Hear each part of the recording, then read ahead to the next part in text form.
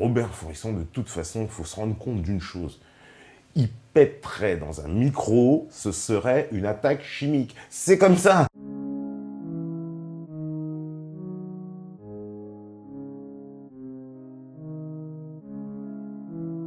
Il y a eu donc un délibéré qui a été rendu et qui nous indique clairement que voilà, donc Robert Faurisson et moi-même sommes condamnés à verser des sommes alors absolument indécentes. Hein, on va dire, voilà, on dépasse des milliers d'euros, donc je ne peux même plus vous donner la liste des condamnations. Pour moi, il s'agit de 100 jours à 10 euros en jour amende.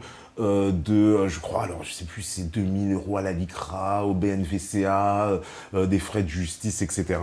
Enfin, tout ça, pour évidemment mettre une pression supplémentaire. Hein. Je suis évidemment, vous le savez, condamné pour contestation de crimes contre l'humanité.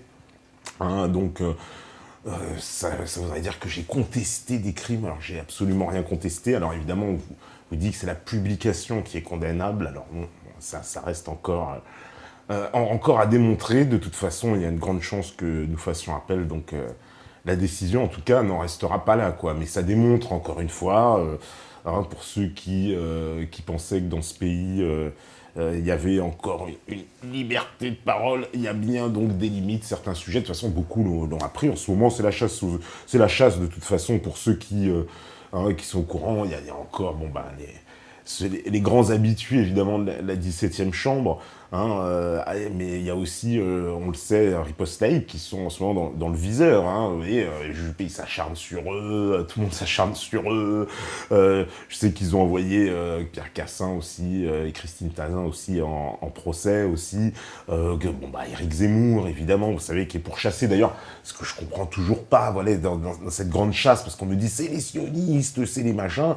Alors, Éric Zemmour, lui, serait là aussi au service des sionistes et de la guerre civile, et pourtant il est pourchassé lui aussi par les tribunaux, hein, dans tous les sens, pour à chaque fois ce qu'il a dit. J'ai vu, il a été condamné encore pour l'interview qu'il avait donnée dans le journal italien, il a été condamné pour ce qu'il avait dit chez Ardisson, là il est peut-être encore poursuivi, encore pour une autre déclaration, etc. Bon, il y a quand même un acharnement judiciaire.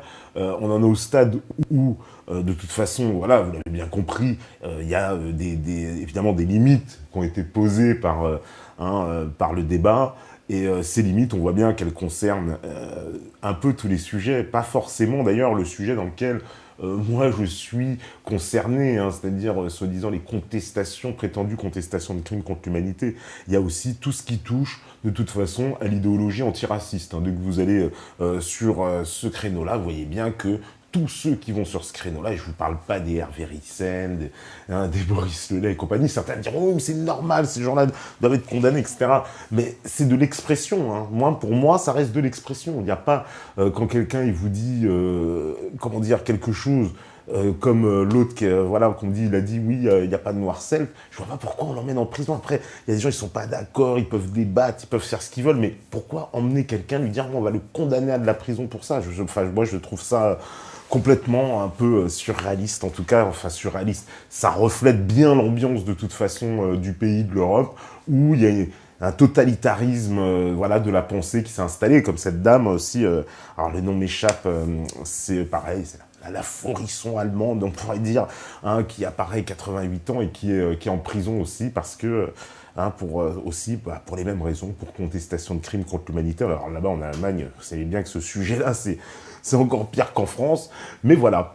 Oui, voilà, on me dit ça. Donc, effectivement, ils demandent beaucoup d'argent. C'est un peu un racket de la pensée. Hein. Moi, ces associations-là, si demain, il y a un changement de pouvoir dans ce pays, il faudrait vraiment qu'on en finisse avec toutes ces lois mémorielles, quelles qu'elles soient. Hein, quelles qu'elles soient. Hein. D'ailleurs, j'apprenais encore que... par mon avocat, que le Sénat avait entériné en fait une extension de la loi Guesso à tous les crimes, etc. Donc finalement, il a repris à son compte les arguments que lui-même avait présentés contre cette loi pour pouvoir la rectifier. Et il paraît qu'ils l'ont passé là en catimini, vous voyez. Donc, comme quoi, il y a vraiment une volonté évidente de verrouiller les choses sur ce sujet. et que tout le monde se taise, et puis finalement ça va poser un problème, parce que bientôt on ne pourra plus parler de rien, hein, parce que si la loi en plus elle s'étend à tout, puis vous savez, faire à mesure par extension, on va l'étendre à tous les sujets, finalement on ne pourra parler de rien sous prétexte d'être traîné devant un tribunal. Alors on me dit, non, en prison, non, pas encore, la prison, ils n'ont pas retenu en première instance, en tout cas les réquisitions du procureur, qui lui demandait de la prison, puisqu'il demandait... je crois que c'était 6 mois avec sursis pour Forisson et 3 mois pour moi, quelque chose comme ça. Et puis finalement, je me retrouve le plus méchant apparemment, puisque ce serait... bon, je mets encore des parenthèses parce que j'ai pas pu assister de personnes encore au délibéré, mais on va voir ça quand je l'aurai dans les mains. Mais pour les gens qui étaient là, qui ont pris des notes, m'ont montré, visiblement ce serait moi... l'instigateur et Forisson, mon complice. Alors non, je verrai, je vous en dirai plus sur ça, mais je trouve ça quand même un peu surréaliste que je me retrouve maintenant à être devenu un instigateur et Forisson un complice. C'est pire. Alors, peut-être il cherche des relèves. Hein. On a tapé sur ce monsieur pendant des années. Alors, peut-être cherche un nouveau Forisson, un peu plus jeune, hein, pour les 20 prochaines années. Hein, c'est un petit peu ça, donc voilà. Hein, en tout cas, voilà, on me dit effectivement, en tout cas tous ceux qui étaient là, d'ailleurs je leur passe un big up, ceux qui m'ont soutenu, parce que oui, il y a des gens qui se déplacent, et merci à vous, ils se reconnaîtront, on va pas les citer, mais merci à vous.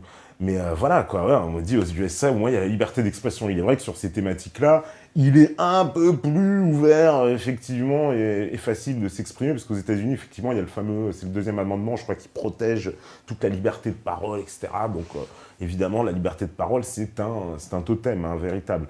Moi, je suis pour, hein, je vous dis franchement, moi, je suis pour. Alors là, parce qu'on parle tout le temps d'américanisation, mais quand il y a des bons trucs, bah, faut l'avouer, moi, je suis pour qu'il y ait un équivalent en France, et si demain on doit refaire notre constitution, qu'on passe comme un absolu la liberté d'opinion et de parole, point. Hein, et qui est pas, il peut pas y avoir d'interdiction, il peut pas y avoir d'interdiction des idées, parce que là c'est ce qu'on est en train de vivre. Hein. Vous savez, petit à petit, évidemment, ce totalitarisme, hein, il s'installe.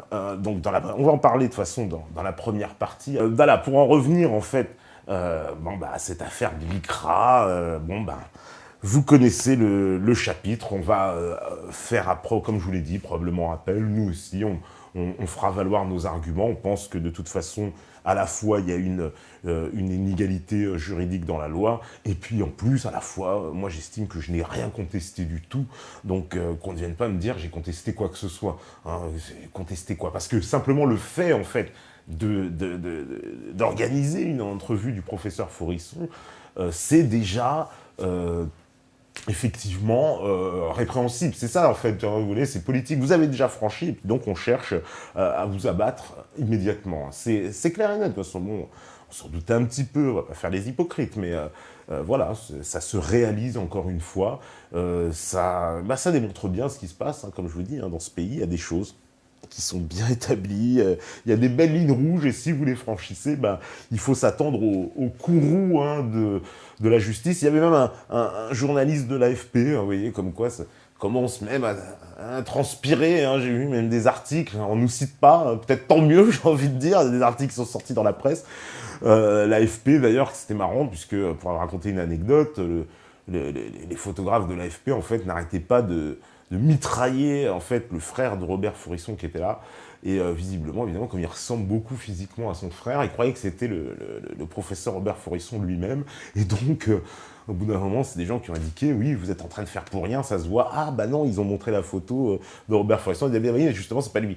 Ah, d'accord. Eh ben oui, ils se sont plantés. Bon, sinon, vous auriez vu la photo du frère de Robert Forisson probablement dans toute la presse pour dire Robert Forisson était condamné. Bon, voilà, ça, c'est des petites anecdotes. Hein, de toute façon, c'est comme ça. Hein. Vous savez, Robert Forisson, de toute façon, il faut se rendre compte d'une chose. Il pèterait dans un micro, ce serait une attaque chimique. C'est comme ça. Donc, on ne peut pas rien faire avec le professeur Forisson. Hein, si de toute façon, je vous dis quoi qu'il arrive, vous serez condamné. Voilà, c'est tout. On me dit, si tu es condamné, tu as invité un cerveau malade. Ben oui, ouais, c'est peut-être peut-être un peu malade moi-même, hein, je réalise. Ça, il faudra un camp de rééducation, probablement.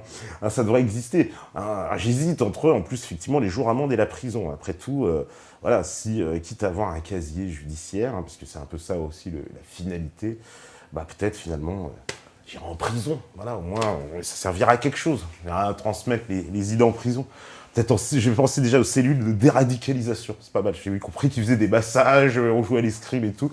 Ça, je pourrais me présenter comme ça. Moi aussi, je vais me déradicaliser. Et je suis un peu trop extrême droite et tout. Donc, bon, ça pourrait, peut-être, je sais pas, ça pourrait passer. On va voir, on verra. En tout cas, le truc, il est lancé. Nous, on ne va pas s'arrêter. On pense que voilà, c'est juste un totalitarisme de la pensée. On cherche à nous punir, à nous faire peur, à nous impressionner. Et tant qu'on pourra de toute façon s'exprimer, on s'exprimera. C'est tout.